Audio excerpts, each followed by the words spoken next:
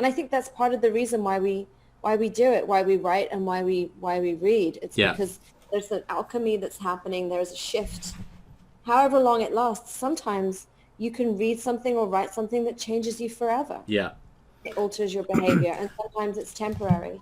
Well, But yes. I think before I get into I'm supposed to be talking about another writer here to give you an idea of a tipping point, but I'm so into what you're describing right now, and so I might as well tell you now. I was planning to tell you this later in the interview, but when I read Cherry on Top, and then I read Dirty Rocker Boys, and then I read the Ashley Filick book, and the tipping point for me, which is kind of why I reached out to you, is the term ghostwriter just doesn't apply to what you did there. There's something you did there where there's a 57-year-old Canadian man with Pakistani background looking at the lady who was in the cherry pie video, the warrant video, and he's seeing a hero. Like I connected with her, and so you know Mhm. how they say your hero needs to look like you,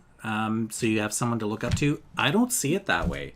I see it as your hero needs to be able to be someone that inspires you to be better. And she would have lived a lifetime of being pigeonholed, of being stereotyped, of being put in boxes, Mhm. assumptions made before you even talk to her. And when you read the book that you were the ghostwriter for, you realize all those things aren't true. It's the same idea as Drusilla. And I look back at where I was stereotyped or where people made assumptions, and I didn't handle it the way Bobbi Brown did.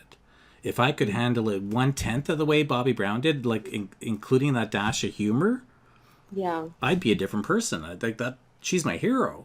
And so how you did that, I still don't know how you did that. But Bobbi Brown Wow. is someone that I look up to because of the story that you brought to life.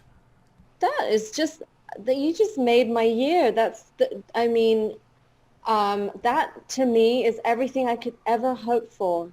Um, Working with someone to help them give birth to their life story and share it with the world. It's such an intimate process, and it's hard to know sometimes if you've done it right. And hearing what you just said is the ultimate goal for any book I work on where I'm helping someone tell their story.